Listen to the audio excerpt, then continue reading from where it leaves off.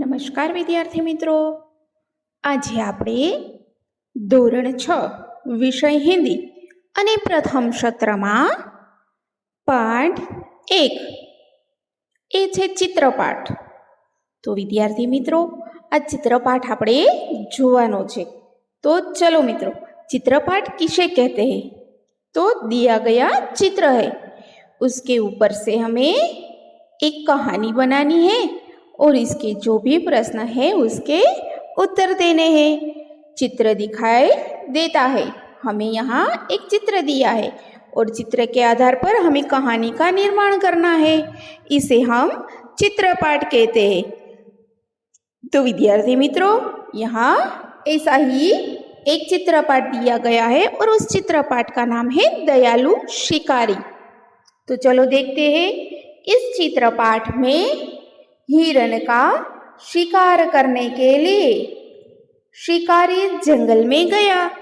इस चित्रपाठ में क्या होता है कि एक हिरण, उसका शिकार करने के लिए शिकारी जंगल में जाता है. हिरनी ने एक छोटी शावक को जन्म दिया. हिरनी ने क्या कहा? उसे हिरनी ने एक छोटी शावक को जन्म दिया. फिर उसी समय वह शिकारी की गोली का निशान बन जाती है. वह शिकारी की गोली का निशान बन जाती है. शिकारी हिरनी के पास आता है, देखता है कि गोली टांग में लगी थी. वह पछताता है. वह हिरनी और उसके बच्चे को डॉक्टर के पास ले जाता है. बाद में जंगल में उसी जगह छोड़ आता है. इस चित्रपाठ में पशुओं के प्रति मानव का ऐसा व्यवहार होना चाहिए और संसार में सभी को जीने का अधिकार है, यह बात बताई गई है. तो चलो बच्चों, यहाँ हम चित्र के आधार से इस कहानी का निर्माण करते हैं. चित्र में दिया गया है एक हिरनी है और एक शिकारी है. तो चलो देखते हैं. एक शिकारी था. एक दिन उसे हिरन का मांस खाने की इच्छा हुई. यहाँ चित्र में शिकारी दिखाई देता है और उसे हिरनी का मांस खाने की इच्छा हुई. वह बंदूक लेकर जंगल की ओर चल पड़ा. जंगल में शिकारी ने एक मोटी ताजी हिरनी देखी.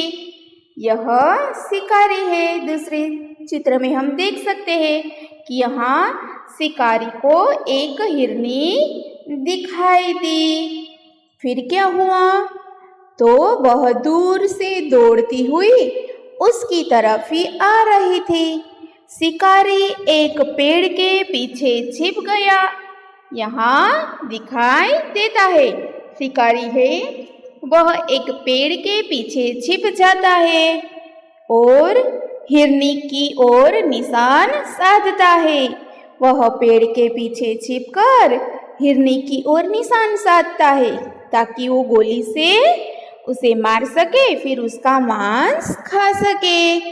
दौड़ती हुई हिरनी निशाने की सीध में आते ही शिकारी ने गोली छोड़ी.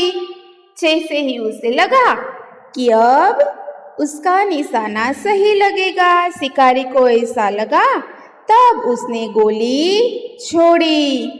गोली की आवाज सुनकर जंगल के दूसरे हिरन उधर उधर भागने लगे. गोली की आवाज सुनते ही सारे हिरन इधर उधर भागने लगे. शिकारी हिरनी के पास गया.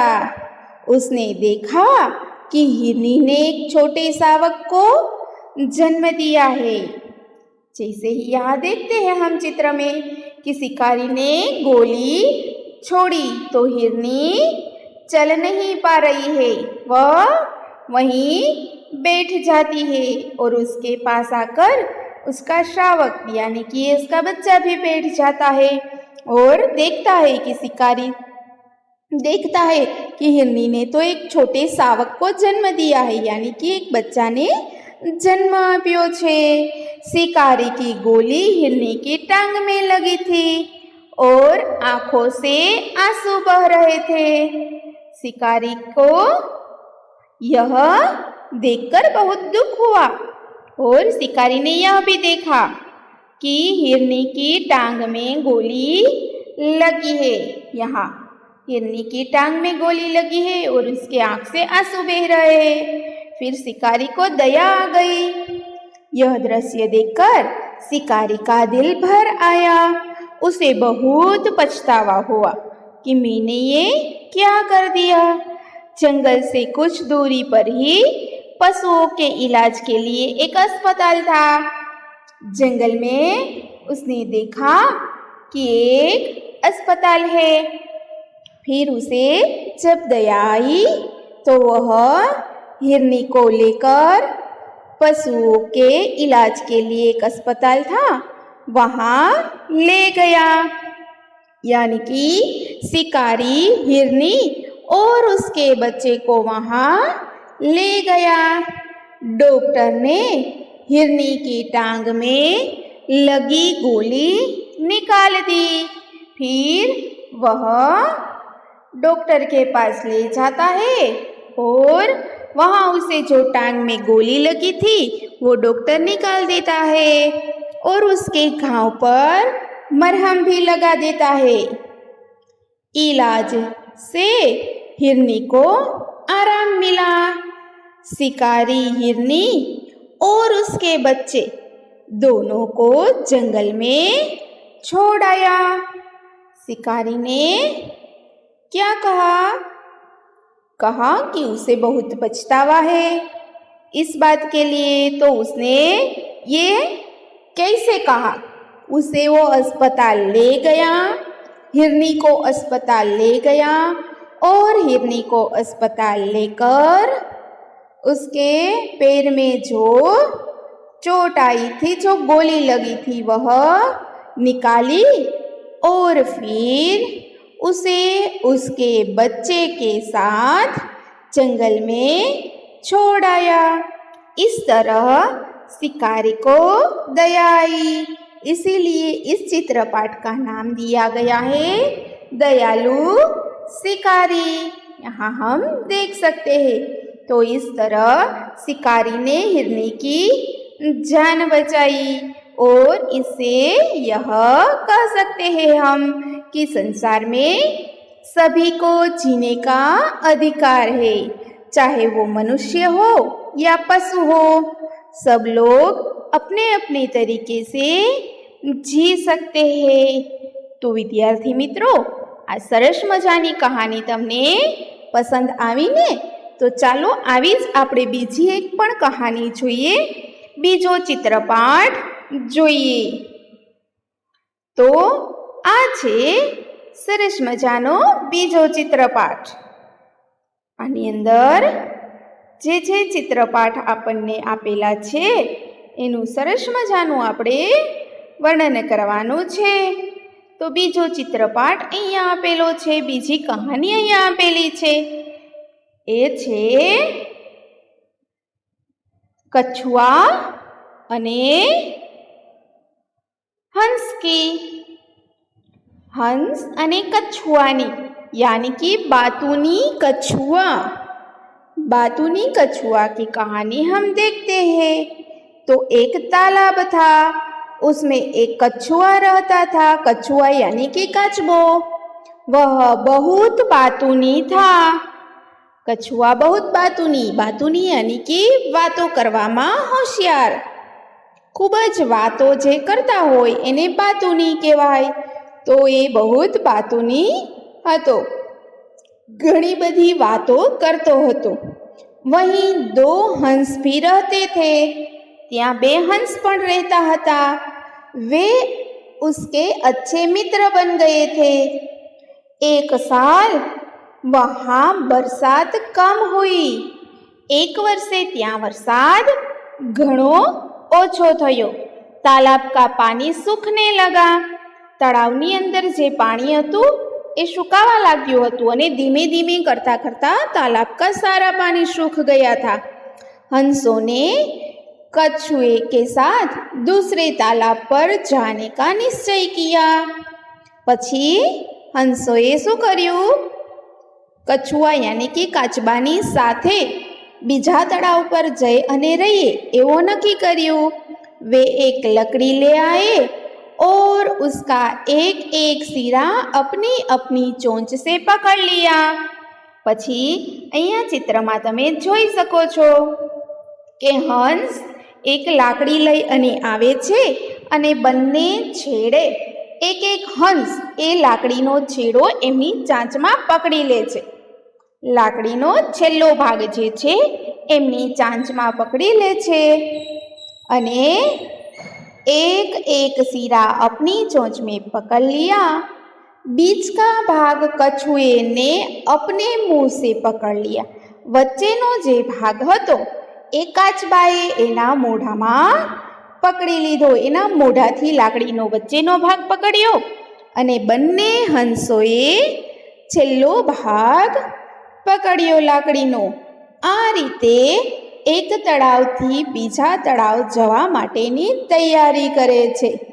हंसों ने कछुए से कहा, भाई तुम रास्ते में बोलना मत। ज्यारे हंस अने काचबो जता हता त्यारे शू कह्युं के भाई तुम रास्ते में बोलना मत, वच्चे बोलतो नहीं, बोलोगे तो लकड़ी मुंह से छूट जाएगी और तुम नीचे गिर पड़ोगे। जो તું બોલીશ તો તારા મોઢામાં જે પકડેલી લાકડી છે એની પકડ છૂટી જશે અને તું નીચે પડીશ। दोनों हंस कछुए को लेकर उड़ने लगे।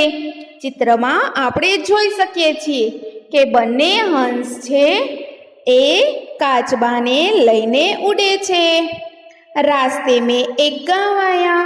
रस्ताમાં ગામ આવે છે। गांव के लोग इस प्रकार कछुए को लेकर उड़ते हुए हंसों को देखने के लिए जमा हो गए। आ रीते हंस अने काचबो जे उड़ता हता एने जोवा माटे आखुं गाम त्यां भेगुं थई गयुं। लोगों को देखकर कछुए से चुप रहा न गया। आ बधा लोको जोता ता एटले काचबाथी चूप रेवायुं नहीं अने काचबो शुं करे छे?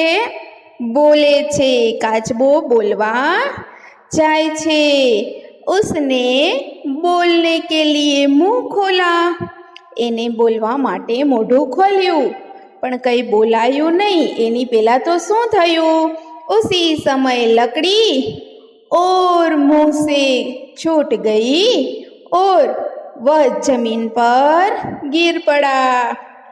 उसी समय लकड़ी उसके मुंह से छूट गई। जेवो काचबो बोलवा जाय छे एवी ज लाकड़ी छे एना मोढामांथी छूटी जाय छे अने काचबा भाई नीचे जमीन पर पड़े छे। वह जमीन पर गिर पड़ा और मर गया। તે જમીન પર પડી અને મરી જાય છે, મૃત્યુ થઈ જાય છે। તો આ વિદ્યાર્થી મિત્રો સરસ મજાની આવી બીજી કહાની જોઈ આપણે બાતુની કછુઆ યાની કે સરસ મજાનો વાતોડી કાચબો, ઘણી બધી વાતો કરતો કાચબો। તો આ સરસ મજાની બે કહાની જોઈ આપણે। હવે આ બંને કહાનીનો અભ્યાસ તમારે પાઠ્યપુસ્તકમાંથી અને વિડીયો જોઈ અને કરવાનો છે। બાકીનો જે વિડીયો છે બે કહાનીનો એ આવતા બીજા વિડીયોમાં જોશું। બીજા વિડીયોમાં આપણે જોશું કે કૌવા, પ્યાસા કૌવા, એક કાગડો છે એ તરસ્યો છે અને કેવી બુદ્ધિનો ઉપયોગ કરી અને પાણી પીવે છે અને ત્યાર પછીની કહાની છે કૌવા ઓર લોમડી. કૌવા અને લોમડી યાની કે શિયાળની અને કાગડાની કેવી વાર્તા છે. તો વિદ્યાર્થી મિત્રો, ચાલો અત્યારે આપણે આ બે વાર્તાનો અભ્યાસ કરીશું અને ત્યાર પછી બીજા વિડીયોમાં બીજી બે વાર્તાનો અભ્યાસ જોઈશું. નમસ્કાર.